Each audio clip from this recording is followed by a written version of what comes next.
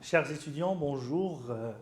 Bienvenue dans la continuité du cours autour de la didactique des langues et des cultures. Cette deuxième séance traitera en détail de l'approche communicative. Nous avons vu dans la première séance quelques éléments qui se rapportent aux concepts clés de la didactique des langues et des cultures et quelques méthodes d'enseignement, en l'occurrence la méthode grammaire-traduction, la méthode classique indirecte, traditionnelle indirecte, la méthode directe, la méthode Mao audio-oral, la méthode STAV, structure globale audio-visuelle. Cette fois-ci, aujourd'hui, on va parler en détail cette fois-ci sur l'approche communicative.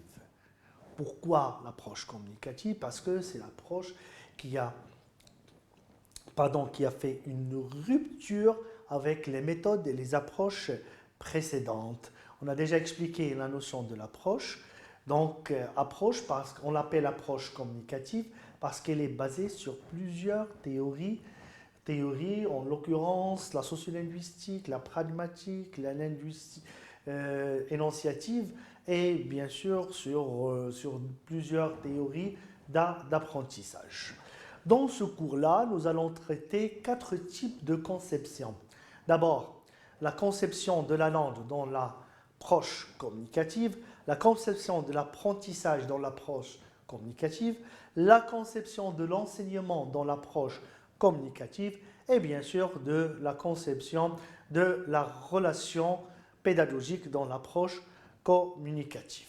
Commençons par une petite présentation de cette approche et pour voir donc pourquoi cette approche constitue une rupture.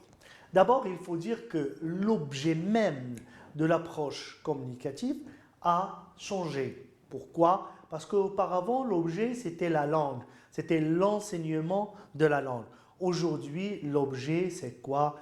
L'objet, c'est la construction d'une compétence de communication. Alors, selon Richard et Roger, 1986, les origines de l'approche communicative sont dues à la remise en cause de certains principes de l'approche situationnelle. Donc, je fais référence ici à l'approche Mao et l'approche SGAV. Ce sont des approches situationnelles. Les critiques aussi de Chomsky dans le générativisme contre le type de linguistique dont le temps allait troubler les principes de l'approche situationnelle et de la méthode audio-orale. Himes reprochait à Chomsky d'avoir négligé les aspects sociaux du langage pour s'en tenir qu'à une conception rendue pure de la langue, c'est-à-dire le locuteur idéal de Chomsky. Ce qui a initié bon nombre d'auteurs à se pencher sur la nature des conditions sociales de production du langage. Et du coup, aussi l'impact du contexte et de la situation de communication. Dans la pragmatique, Austin et Searle vont axer l'objet de leur réflexion sur le langage ordinaire, le langage de tous les jours, qui était conçu comme un instrument de communication. Bien sûr, donc c'est l'aspect performatif de la langue. La langue est faite pour agir sur l'autre, pour changer le monde. D'autres auteurs se sont penchés sur les aspects sémantiques du langage, sur ce qui a été désigné comme l'intention de communication, devenue synonyme de fonction langagière de Jacobson. La naissance de l'approche communicative est due à la convergence de quelques courants de recherche ainsi que l'avènement de différents besoins linguistiques dans le cadre d'une Europe élargie, le marché commun et le Conseil de l'Europe. Alors, quelle est la conception de la langue dans l'approche communicative? Il faut noter que les 4 habilités linguistiques peuvent être développées tout en dépendant des besoins langagiers des apprenants.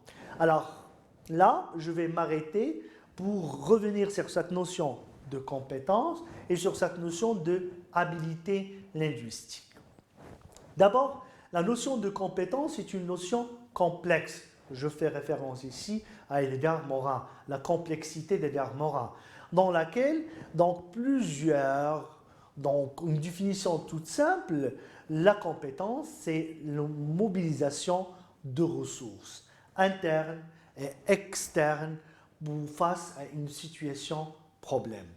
Donc l'apprenant, lorsqu'on le met dans une situation problème, donc il doit mobiliser certaines ressources internes, d'accord? Et bien sûr, on peut lui donner aussi des ressources externes pour l'aider, pour qu'il puisse résoudre cette situation problème, ce déséquilibre cognitif et ce conflit cognitif. Et du coup, donc, la compétence, c'est une notion qui est progressive. C'est une notion qui s'inscrit dans le temps. D'accord? C'est-à-dire que je peux être compétent aujourd'hui, mais T plus 1, je suis incompétent. Donc la compétence, elle est évolutive.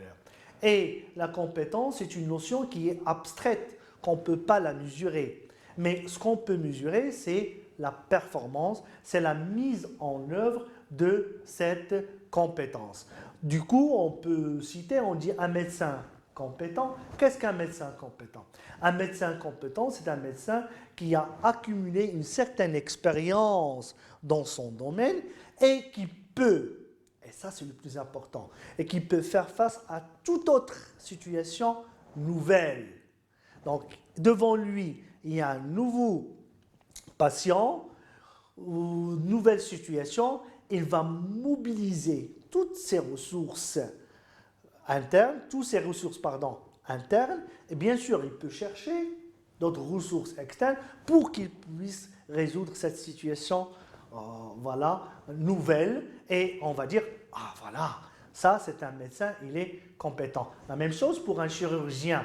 Donc il n'a jamais fait cette opération, mais à travers ses ressources, tout ce qu'il a comme savoir-faire, savoir-être et savoir-apprendre, il peut l'utiliser pour résoudre cette situation. Alors, selon Himes, la compétence de communication, je reviendrai en détail sur ça tout à l'heure, donc c'est une compétence qui traite des habilités, les 4 habilités, en l'occurrence l'expression de l'oral, l'expression de l'écrit, la production de l'oral et la production de l'écrit. Alors, dans certains ensembles pédagogiques communicatifs, il arrive que